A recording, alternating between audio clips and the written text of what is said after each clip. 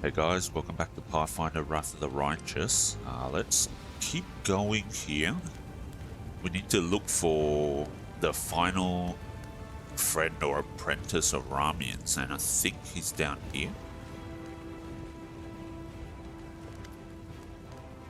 The eyes of a young lad peer out at you from under the massive helmet. At this proximity, it is obvious that his armor is ill-fitting and mismatched, and the helmet specifically is either very poorly made or a theater prop.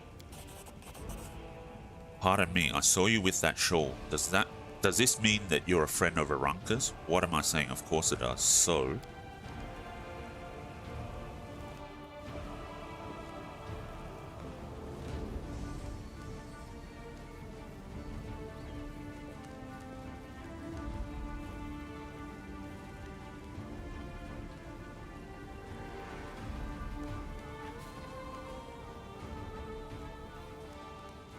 Inquisitor, the young man's speech is interrupted by the arrival of a new cast of characters. People in the robes of Iomede's Inquisitors appear from all sides surrounding him. Adept Thal of the Temple of Desna, you are under arrest on suspicion of treason and aiding the demon.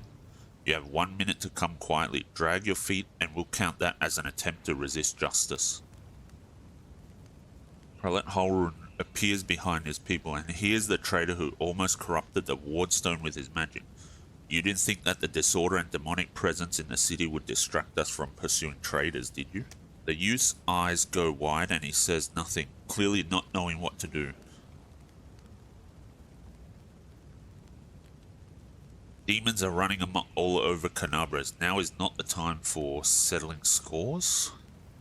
You are torturing this poor boy for nothing. I can't stand for this. That's good. I was hoping that because Halrun had gone to the Cruce, or gone to the Defender's Heart, that he wouldn't trigger this scene where he tries to arrest the Thal.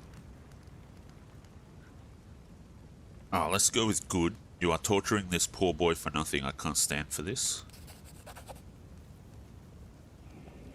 The Inquisitor's brow furrows. You bear the gift of heaven and you're taking the side of a delinquent and conspirator? We could use... yeah, we might do the Angel Mythic path, because I think this stops Halrun from attacking as well. Heaven knows not only righteous anger, but mercy as well.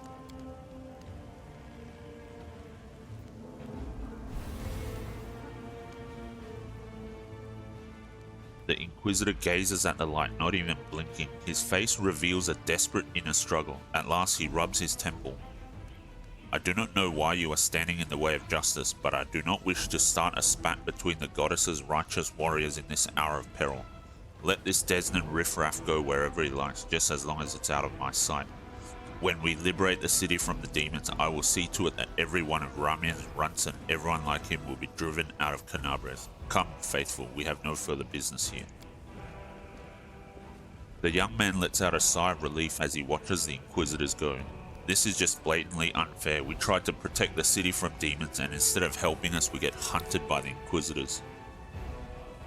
Prelate Halrun will be the death of all of us, and there's nothing we can do about it. Anyway, thank you. I'd have been done for without you. The Inquisition has gone too far. I'm glad I didn't let them take you. That's it. I don't believe I'll get a fair hearing from Halrun. If it wasn't for you, I would have been tortured and put to death. But even so, I have my regrets. I think we went too far trying to break into the wardstone, and we didn't even save anyone. Now, if you don't mind, I'm going to go to the Temple of Desna. I want to be alone with the goddess and reflect on all that has happened.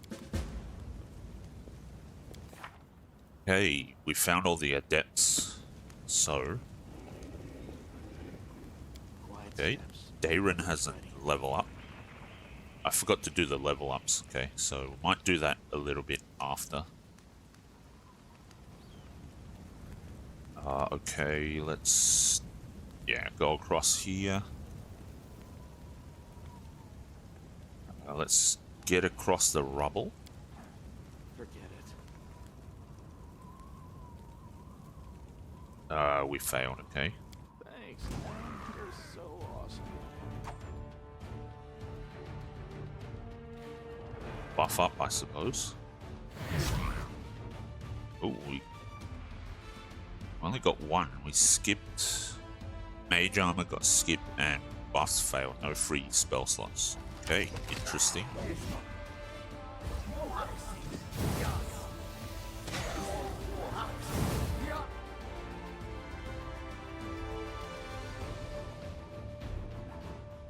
How come the dog's not attacking?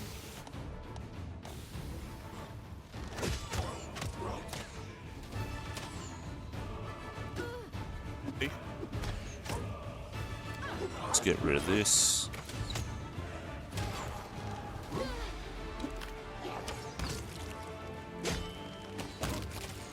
They finally got rid of that abracandaloo.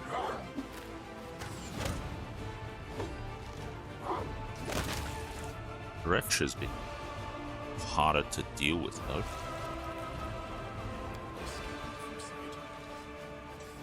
Okay. Alright, let's... Well, first of all, I think what we need to do is use Dayron's channel to get a little bit of a heal off. And now let's charge the wolf in.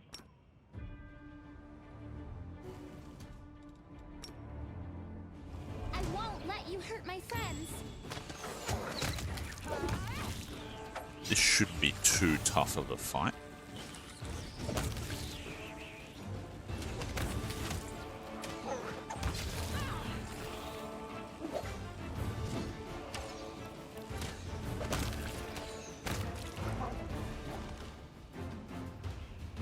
Okay. Loot all this stuff. Alright, nice.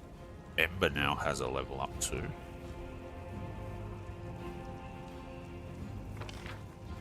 Okay, we're just up here. That's fine.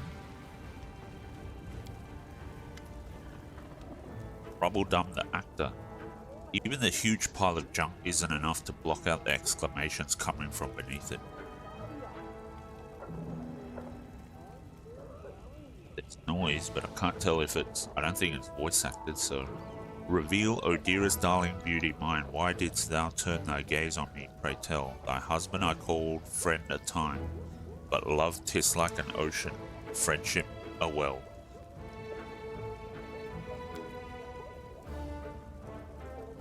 But Willis, how are we to live, my sweet? Booms a deep masculine voice in response from beneath the same pile. Indistinct rustling follows. Pass me the ale, will you? Let's do... the pile of junk.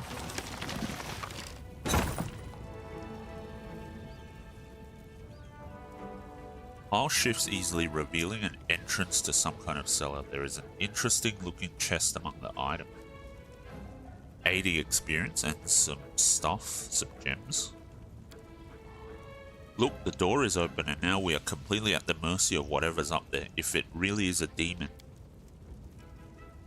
We have nothing to fear, we have the power of inspiration after all, but hand me over my ladle and that rolling pin. That's pretty cool, if the grandma can dual wield a ladle and a rolling pin. Okay, it looks like they're out. Now look, it's not a demon at all. Greetings, kind friend and rescuer. I'm Grandma Gretlet, theatre director, and these are the members of my company. Granny, that's not a ladle, that's one of the props for the Malevolent Lich performance, the one Tina made. It's a scepter or something. She made it out of my ladle. She wanted to use a broom handle, but I put paid to that daft idea. Oh, I've seen your show. You are very funny, especially your play where the woman slowly climbs onto the chair while singing and then falls off again. Ember claps her hands in delight. Well, it is actually a great tragedy about unrequited love. The chair, you see, it represents a tower of rock rising up above the raging sea like the finger of a giant.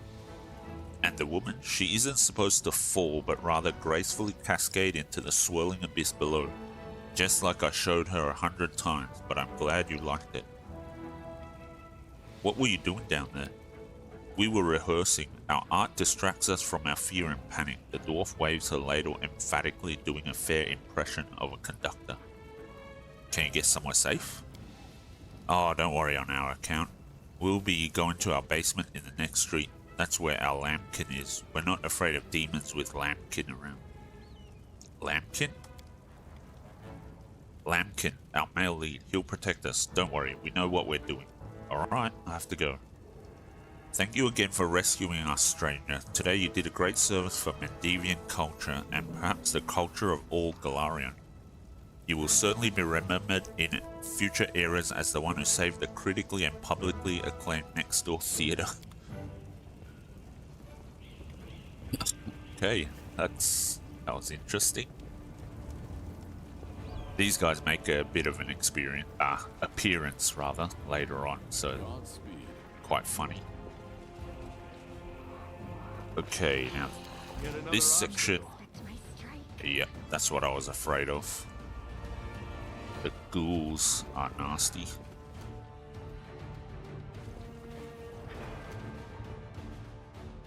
The Inheritor, guide my blade.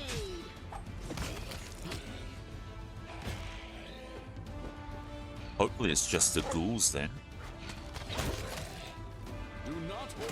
As long as it's not anything worse than the ghouls, it should be alright. Because normally around here there's shadows as well, which are nasty. Really don't like the shadows. At least not yet anyway. We need some spells before we can take on the shadows.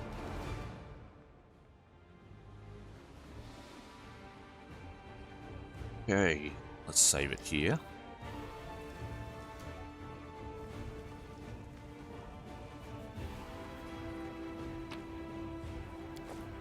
More stuff to sell, I suppose.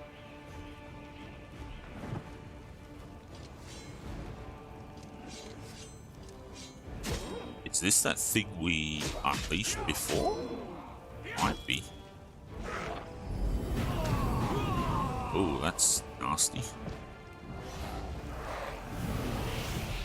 Just disappears. Okay, that's not good.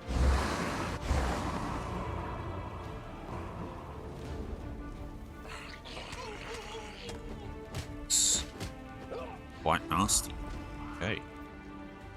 We don't want to come around this way just yet. I don't think we're quite ready to take on undead en masse. Okay, let's get across the rubble for now. Okay, failed again. Yeah, we failed. The mongrel did it. Okay. Let us press on.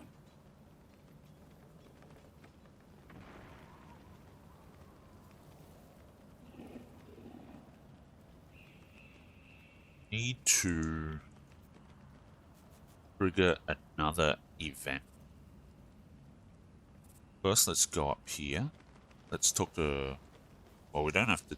I don't think we have to talk to Ramian. I guess we can talk to Ramian anyway. Can't imagine someone would go so far as to kill you, Ramian. Your gaggle of good little worshippers wouldn't allow such a sacrilege to come to pass. Why didn't you think to seek refuge with me? I would have helped out of solidarity for a fellow Arsamar and to relive that one summer's eve. Darren. The priest seems to have only just noticed your companion. You are travelling in unexpected company, but to answer your question, I never considered trying to save myself. I wanted to help the people of the city. I refused to idly wait out the storm just to amuse you. Not even for the sake of that one summer's eve. Yes, that is a common affliction among clerics, it seems. Now is no time for selfish pleasure. Our city is burning and the prelate has lost all reason. I managed to calm Holrun down a little, but he's still hell-bent on driving you out of the city once the demon attack has been repelled. I suppose I should be pleased, but the idiocy, the injustice of it all, it makes my blood boil. I will leave Canabras, but not before we fight off the demons. No matter what happens, I thank you. I found and rescued your 3 adepts. The news already reached me. I'm deeply grateful. Now my heart can rest easy knowing they are safe. I also heard that you achieved the impossible. You convinced Holrun to spare Thor. Of course, in the prelate's typical fashion, he vowed to run us out of the city once the demons have been dealt with. Stubborn old fool, but unfortunately his word is law in this city. So we will indeed be leaving, but as long as the demons are here and the city needs our help, I won't be going anywhere. Hirabeth Tirabade of the Eagle Watch is gathering survivors in the Defender's Heart Tavern. You would be very useful there. I fear my presence there would be ill-advised. Even though you managed to reason with our mutual friend, the sight of me might reignite his inquisitor's zeal. I'll make myself useful elsewhere. Alas, this city has a great many souls in need of a cleric's aid. Alright. As do I. I thank you for listening to me and defending me. Now it is my turn to go out into the ruins in search of people who need help, and I shall give it. Alright. Don't get the Desnans to come with me then, as part of the crusade effort or the tavern defense. Ilkaz, Aranka and Thor sit side by side like sparrows on a tree branch. They seem happy despite the chaos going on around them. If it isn't our rescuer, it's good that you've come. Sit with us. I'm pleased to see that you are all fine, but there is still much more work to be done in the city. That's true, but can we give you a gift before you go? We wouldn't give this to anyone apart from the person who bravely defended us from injustice. The injustice inflicted by the people who should be the pillars of law and order in our city. Our gift is a song. We call it Starward Gaze, and it came to us from the true servants of Desna from a domain in Elysium. The plane of the outer sphere that represents the ultimate expression of wild freedom and compassion. Okay. This song can gift the soul with renewed vitality. Just listen.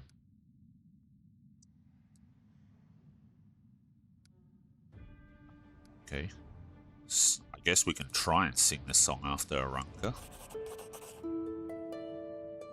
You repeat the melody, feeling it coming from somewhere within your heart, and then...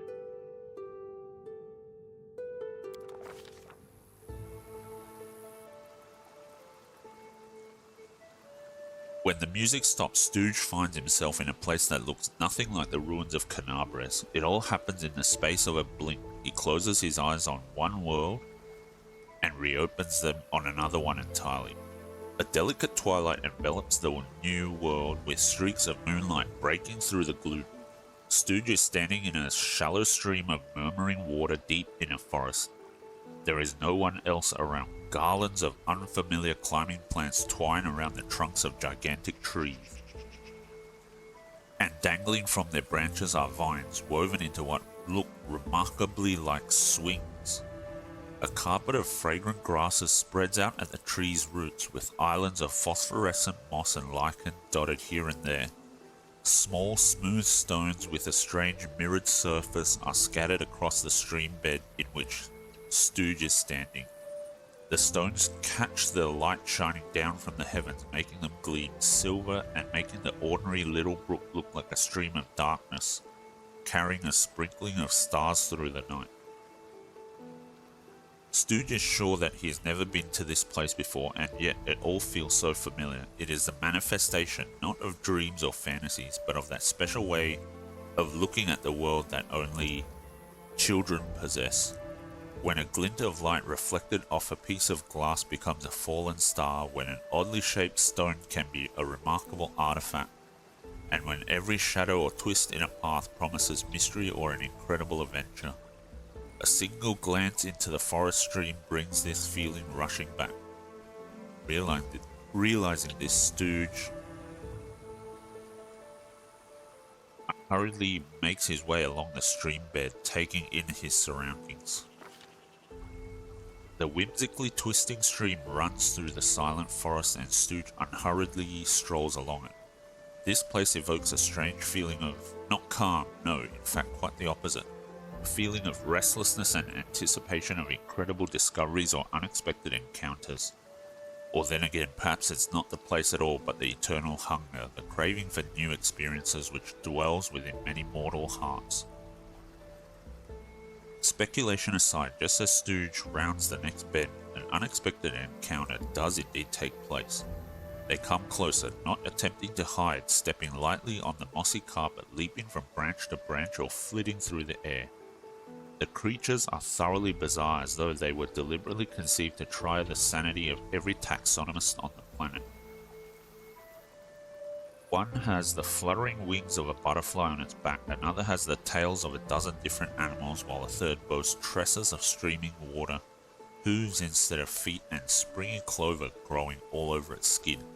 "We have a visitor," exclaims one of the strange creatures, and it immediately runs along the stream, sending up moonlight-silvered splashes with every step. "Where am I?"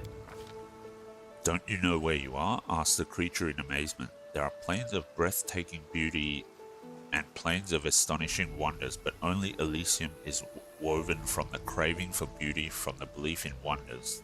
That is where you are, in the most peaceful, most wonderful corner of the plain of boundless freedom." "Who are you?" "Don't you know where you are?"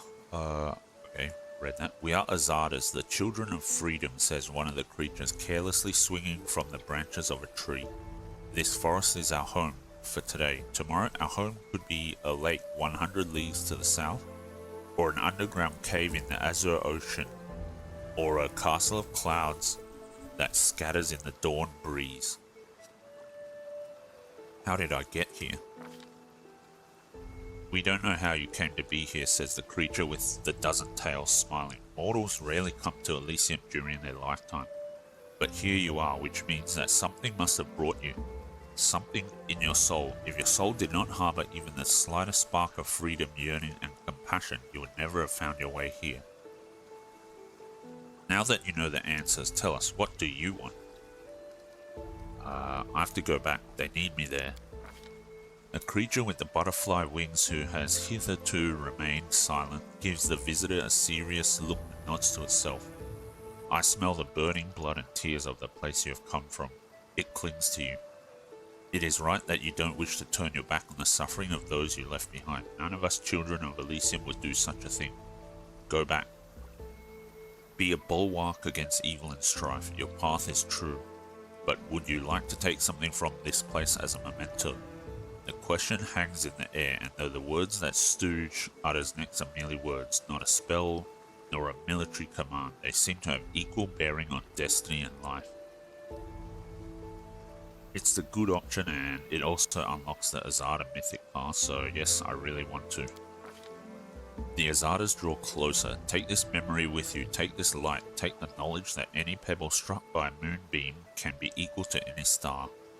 Take the understanding that you cannot fight evil with clever plans until you have conquered evil within your soul, and your soul cannot be cleansed of evil if it is not free. Take our song, remember it, and it may help you, but only when you are true to that which brought you beneath this sky.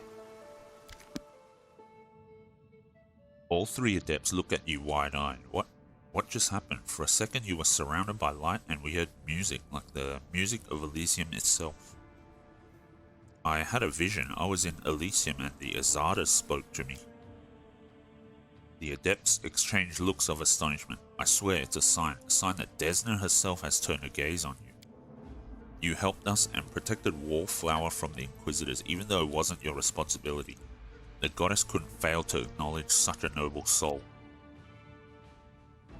We might be getting ahead of ourselves here. There are many powerful entities in Elysium besides Desna, but of course there must be a reason for it.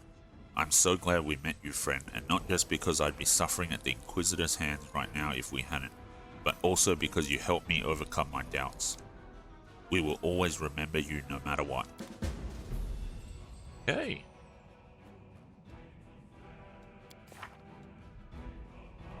That quest is done, I suppose. So let's see what is this? Fanfare of the Faithful, that's fine. Okay.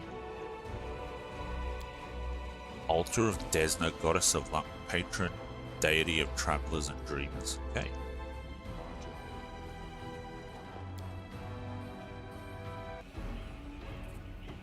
Alright, let's stealth up. Save it here. let's loot this stuff. Our path leads on. These people were not killed by demons, their mortal wounds were inflicted by ordinary weapons. Okay, there's a fight here. Oh, we have fatigue again. Rightio. It's not ideal.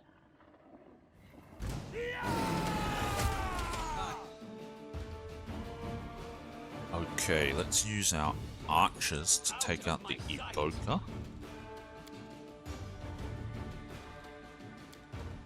Do we... Oh, I don't have Waldrift, so we don't have Burning Arc on us anymore.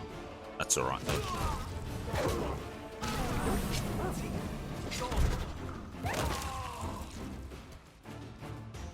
Need to take out the evoker and the wizard if we can. Tripped it. Very nice. Dog is down. Sharpshooter.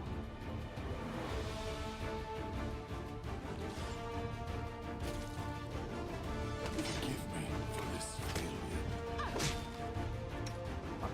Okay, let's use channel positive energy, I suppose. Okay, that's alright. Oh, we missed most of everyone. That's unfortunate. Okay, let's stealth up. My strike.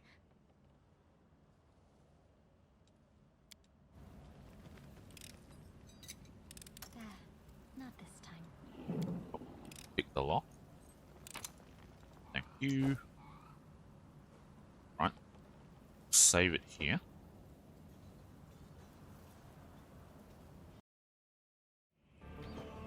Right, let's loot the rest of the corpses and then we'll head into the house.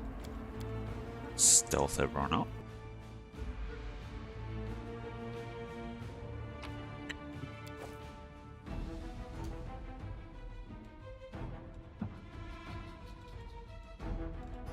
Can we use... No. Can't. Skipped. Oh, no free spell slot. Right. Did I already use it or something? Yeah, apparently. Okay, it's not ideal. I found something.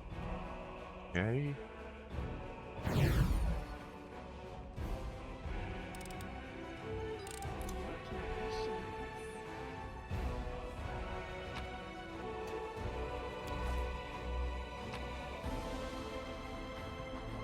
Yeah, about an experiment, okay?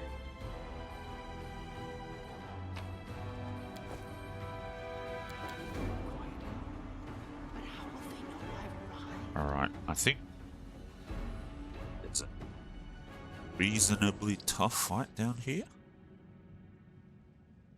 But let's try and give it a go.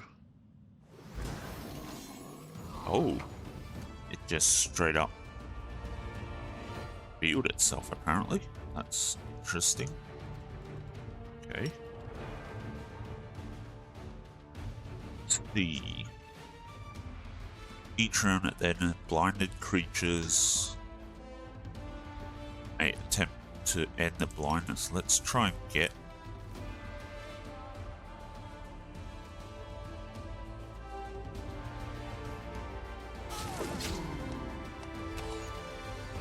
corporeal enemy. Yeah, that's fine.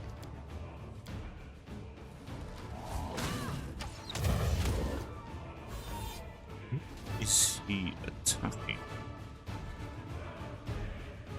Attack Sealer, okay. Let's use Protective Luck on Sealer then.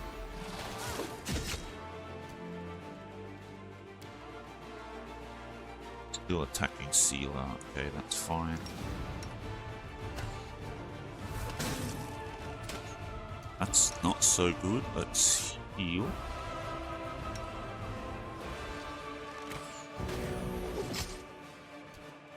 Okay, we've got 13 damage on it. That's nice.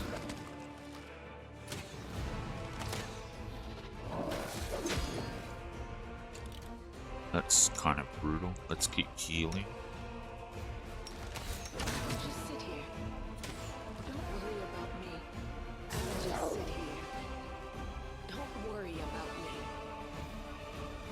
attacking the wolf now, I think. Okay. Let's focus on the wolf with Protective Luck then.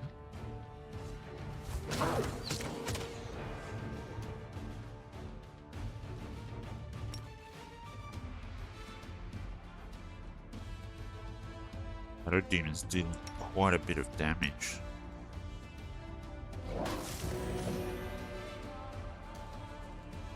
Sealer's still at -1, okay, that's not ideal.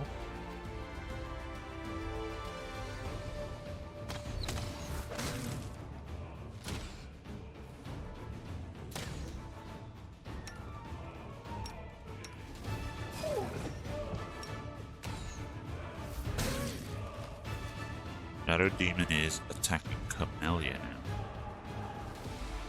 It's not good. It should work. We can't cast it on ourselves. We might have to do something a little different. To use Burning Hands. Just sit here. Don't worry about me.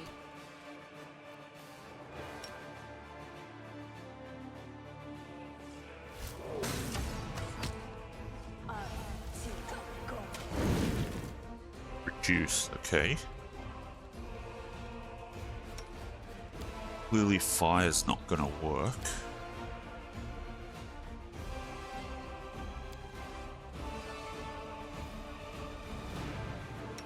What else can we do? No abilities, spells.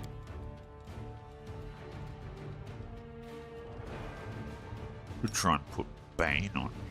Out of my sight! I will see to your demise.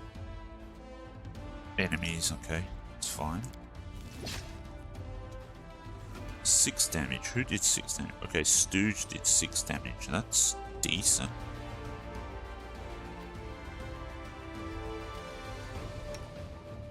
The binds that, maybe?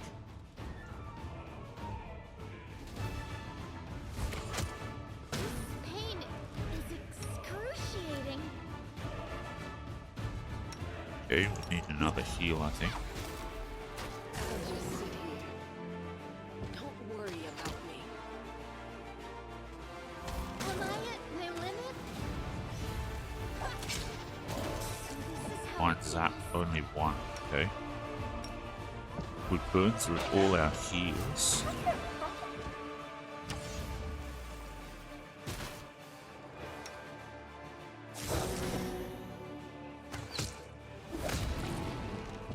Oh, we actually won, okay. Let's save Sealer this came for back and later. got the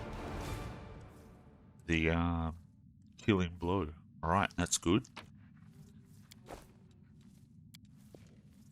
Fighters must have been caught off guard. They died before they could even draw their weapons. Their bodies are covered in a thin layer of ice that is slowly melting. Okay. Let's go in here. We'll save it after that tough fight. We go in now? Yep. Alright.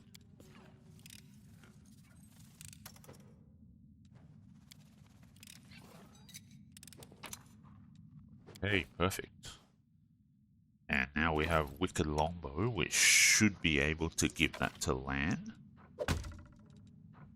Okay, Masterwork Longbow. Shortbow.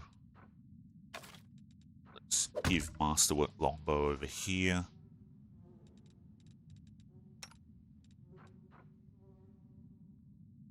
At least she can use, or Ember can use Composite Longbow. Okay. Interesting. Strength, though. Darren has a crossbow already. Light one. Heavy crossbow, I don't think that matters too much.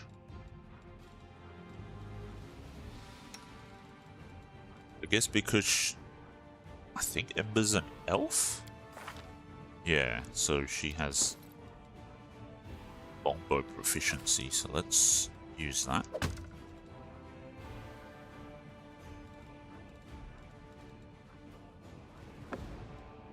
Guess we can give Emma this thing here, and we'll give her the dragon pet. Want to remove disease. That could be handy. Actually, let's see. Can we use it to get rid of filth fever?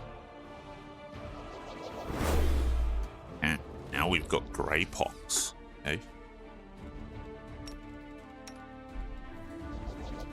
Like that. Works. Can we get rid of grey pox? Yes. Alright, perfect.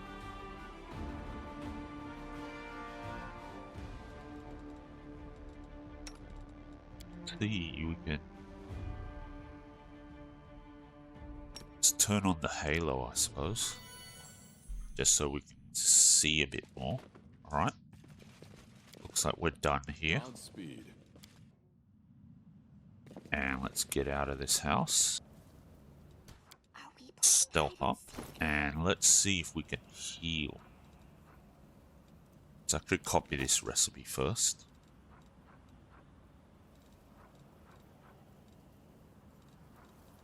Healing potions. Do we have any? Surely we have some. Yeah, up here.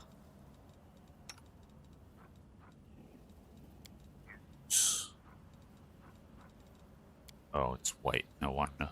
Okay. Type.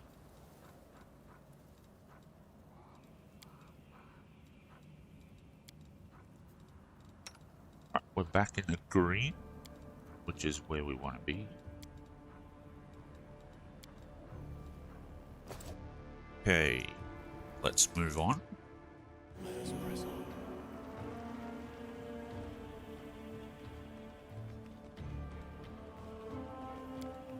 Nature?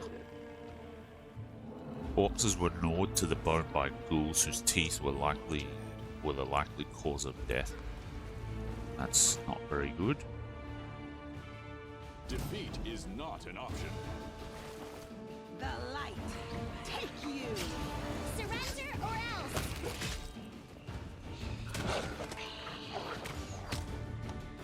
Okay, that's fine.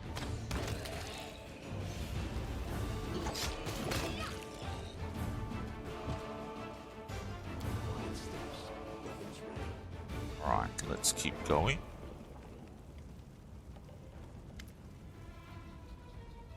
Pearl, a short hooded figure is poking about some bodies lying in the middle of the street. The stranger drags the first body off the road, respectfully props it up against a wall and places the corpse's hands on its chest. The figure then freezes as if hesitating, and you see him reach out his hand toward the beautiful gold amulet hanging around the corpse's neck. He jerks his hand back, hesitates, then reaches out again. Lawful? Well, look what we have here. Looting corpses, are we? What did you expect? Almost everyone is dead. The city now belongs to the demons and the vermin. Rats, crows, and creatures like this one. The stranger almost jumps out of his skin, and the hood falls from his head. Under a mop of red curls, a round halfling face looks up at him. Oh, phew, I thought you were demons. Good day to you, sir. Good sir. Seela's eyebrows lift in apparent surprise. Curl, is that you? The halfling looks at Seela and smiles broadly. Oh, Lady Seela, you're alive. Goodness me, that's the second bit of good news on an otherwise lousy day. What was the first bit of good news? Stick around and see for yourself. Do you know this person, Seela? Meet Rimvi, better known as Curl. He hails from Canabres and he fights in the Condemned. The Condemned is a military unit made up of petty criminals conscripted as disposable soldiers and frontline fodder. Okay. He's one of a kind, a rogue with a heart of gold. Seela smiles, then adds a little more seriously. Curl, it's probably none of my business, but you should ask yourself if what you were about to do is right. The halfling's cheeks flush and he hides his hands behind his back. I just thought, oh, it doesn't matter. Can you tell me anything useful about what's going on in the city? I'm afraid not, good sir. I just left the Defender's Heart. Before that, I was holed up in there, too scared to leave. Although spending all that time under Commander Irabeth's nose sure was something. She's a strict one, whew, and when she gets antsy. So what are you doing here, robbing corpses? No. Rimby Curl may be a rogue, but he doesn't loot corpses. I just need to get these poor lads' bodies off the road. My friends and I are on a terribly important mission, and we need to get through.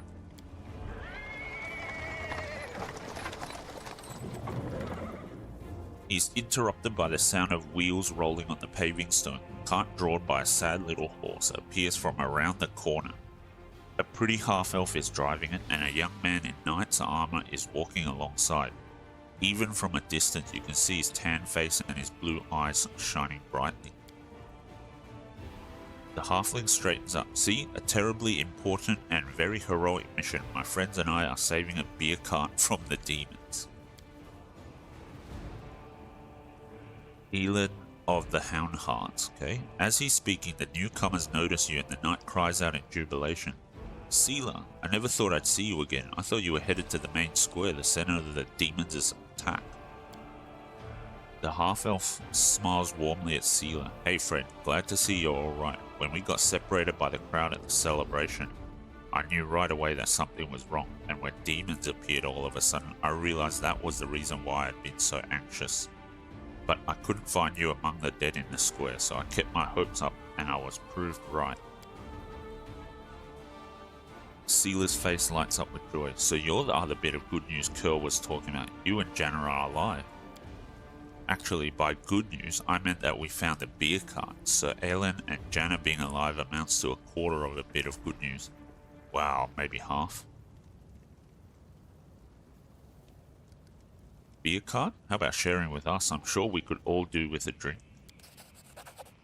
The half-elf winks rakishly. Certainly, give me your flask, friend, and if you walk with us to the Defender's Heart, we can have a more thorough sampling of the spoils there. Despite the cheerful tone, she looks at you with anxious hope. Jana, there's no need. The heart is very close, and the three of us will be enough to fight off an attack if there is one. Besides, our friend here surely has better things to do, more important things than carrying barrels of beer, I'll wager. By the way, my name is Aelin, Sir Aelin of the Hound Hearts. I'm glad to meet someone who's survived this madness. You haven't told me how you know Seela. I'll save that story till we're back at the Defender's Heart. You're going back there, aren't you? We'll have a reason to toast our spoils. I have to go. So long. We're sure to meet again, either in the city or at the Defender's Heart. Sure you will. Come to the tavern, we'll celebrate the valiant rescue of this barrel together. Alright. We've encountered more people for the tavern. I assume they're going to help defend the tavern as well. Okay, more ghouls. That's fine.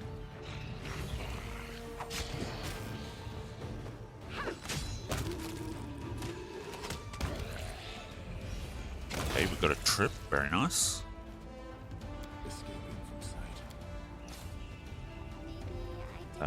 Grey hair, ashen skin. What kind of foul magic could possibly do this to a person? Okay. Failed the check. Ooh, nice. We got a good boost of potions, which we needed. That's for sure.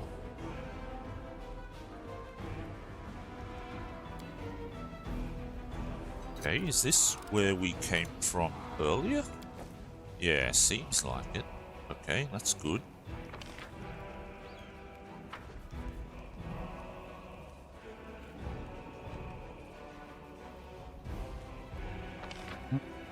Is there anything else we want to do around here?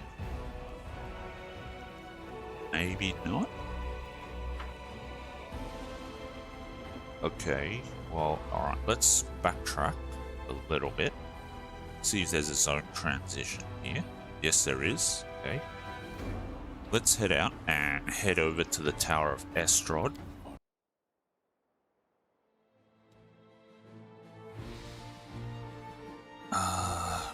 Worm's Mansion. Okay. Yeah, let's go to the Tower of Estrod. Dead Jewelers. A knight and a cultist died together here, piercing each other fatally with swords. The remains are mangled and their weapons and armor are destroyed, but something in their bags survived the conflict. You can procure some reagents for creating consumable items here. Okay. We can do that after, I think. Yeah, let's go in. Okay, well, I think this is a good place to end the episode. I forgot to do Darren's level up after the last episode, so I'll do Darren and Ember's level ups in between episodes this time, and then we'll enter the next episode and see what we want to do. We might actually want to rest as well to get rid of the fatigue and also to pick up the extra spell slots that might potentially open up with these two level ups. So that's the plan moving forward. And yeah, thanks a lot for joining me, and I'll catch you in the next one.